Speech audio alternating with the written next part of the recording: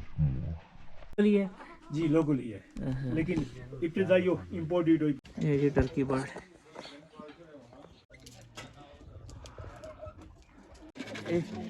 छोटा बच्चा। अस्सलाम वालेकुम फ्रॉम कश्मीरियंस। सब तो पहले तो तुस सारे बहुत बहुत रमज़ान मुबारक। अजकल असानी वीडियो ना आने उसकी वजह यह असी कि रिसेंटली मेरे दादी अम्मा की डेथ हुई असी ते तुस सारे को रिक्वेस्ट भी थी कि इस रमज़ान स्पेशली इफ्तारी ने टाइम उन्होंने गला दुआ करया ते आइए जी हमारी वीडियो जी वो जी शौकी नज़रात वास्ते मैं एक जगह पर जुलस उससे पहले भी मैं उसने एक वीडियो बनाई सी लेकिन वो कोई जो कम्यूनिटी नहीं कोई इशू सा उसी वजह के वो डिलीट हुई असी।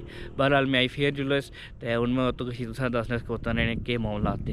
चलो जुल्ले फिर आज इस टाइम रोड तो आई नहीं वीडियो ना जो मैं तुसें आया सा कि शौकी नज़रात वास्ते सी वो इस तरह से कि एक बंदे ने कर जिस घर रखे थे परिंदे ते जो यूनीक किस्म ने जानवर तो वो तुसें दसना तो उस सामने उन्होंने करदा तो सामने जुल्ले खालिद साहब रवान वहाँ तो वो चीज़ तुसें दसने आज इस टाइम में मौजूद है राजा आशिक साहब ने कर तो इन्हों को डिटेल पूछना कि इन्होंने जो काम कितना अर्सा पहले शुरू किया और इन्होंने शो किस तरह पैदा हुआ।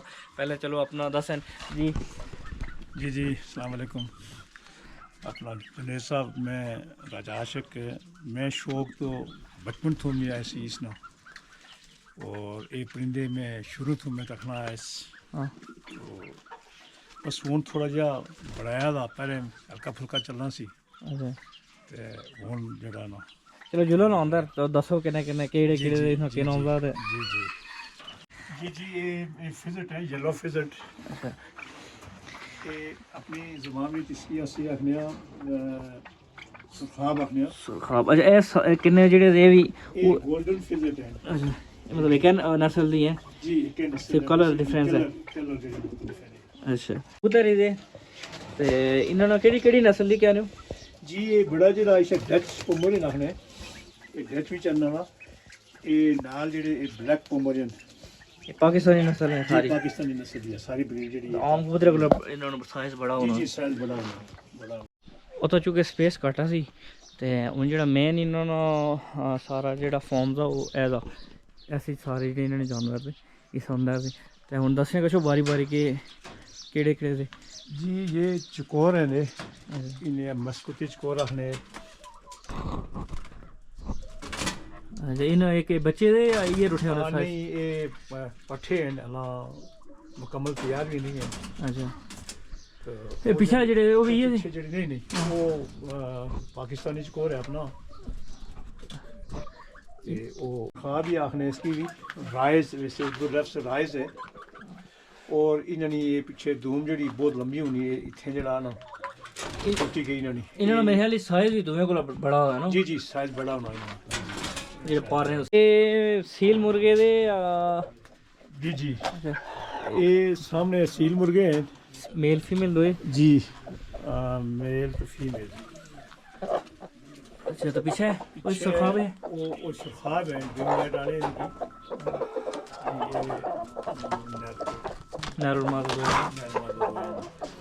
ए मैं पिछली दफा ही बड़े चौके लगे से इन्हें क्या ने इन्हें बेंटम आना है बेंटम ये बेंटम है ए फुल मतलब जी तैयार है अंडे शंडे दिने जी ब्रीडर जोड़ा है जी तो पीछे उन्हें आने स्प्राइट जी स्प्राइट वो वैसा नहीं पीछे हाँ छोटा है ये ब्रीडर जोड़ा है। अच्छा अंडे तीनों जी साइज इन्होंने बहुत छोटा है। हाँ ये साइज इस तरह होने इसे साइज चौका तीनों जी अंदर गच्छो दे पै जाना मगा जा ए केड़ी नस्ल ने मुर्गे जी सर ये भी सील है वाइट सील वाइट पेपर हीरा नस्ल भी चलने ये पट्ठे हैं ना। अच्छा बच्चे जाने जी तो पीछे वो सिल्की माशाल्लाह जी ए मुर्गा एक ही नस्ल है जी ये जी लिकवंडर शाह ने लिकवंडर ये भी लोकल ही है जी लोकल ही है लेकिन इब्तिदाई इंपोर्टेड पर आया है। अच्छा लेकिन इसकी फीमेल जेडी ना डेथ हो गई इसमें। अच्छा अच्छा, उसमें ओवरऑल ले हो गए। जी जी जी जी, इसमें फीमेल में बुक करवाई थी तो पीछे अभी स्प्राइट नस्ल है। Golden surprise, golden surprise. अच्छा आगे एक ये भी सील है, मुश्का है इसकी। मुश्का सील जी, ये भी फुल तैयार है या नहीं मतलब ऐसे पट्टियाँ दे, लेकिन बड़ा ब्रीड कर रहे हैं। अच्छा जी जी, ब्रीड कर रहे हैं। तो पीछे से की है वो सिल्की है, वाइट। वो देखो खुले तो नहीं। अच्छा ये है जी वाइट सिल्क। वाइट सिल्की है। अच्छा इन्होंने साइज तो दुनिया को बड़ा था या वही इतने बड़े होले वाले वो ये चैन अंगूरी खरगोश। अच्छा ये अलग अलग की फोन की कोई नहीं, अलग नहीं है, बस ये आगे पीछे जाने दिया। अच्छा पीछे बैठा लोग जाने ये फीमेल है और दूसरा है अंगूरी खरगोश है ने।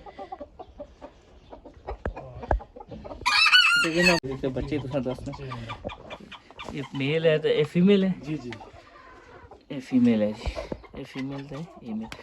ये छोटा बच्चा है। ये कितने बच्चे दिने एक टाइम ऊपर? ये कदे 7 दिन है, 8 दिन है, 9 10 तक नहीं छोड़ना। अच्छा सारे मतलब इन्हों को मोर भी दे तो वो भी दसना वो उड़ने तो नहीं लगा कोने नहीं नहीं, ये थोड़ा आगे पीछे कर।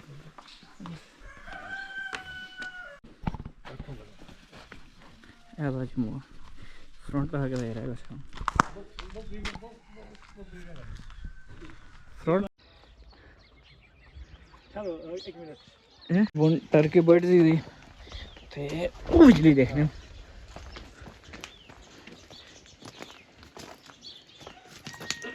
ये मादी जड़ी तो अंडे पर बजी थी अंडे में बैठी थी। अंदर गचे थे खतरे ना की वैसे नहीं ये टर्की बर्ड कही है जो।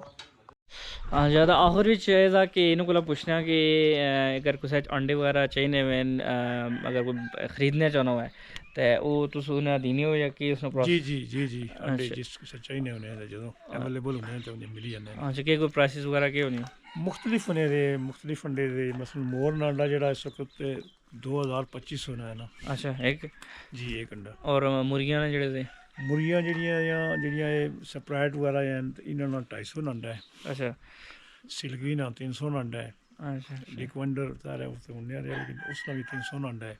अच्छा ये जेडे फिजट वगैरह दे ते इन्होंने 2500 अंडा है।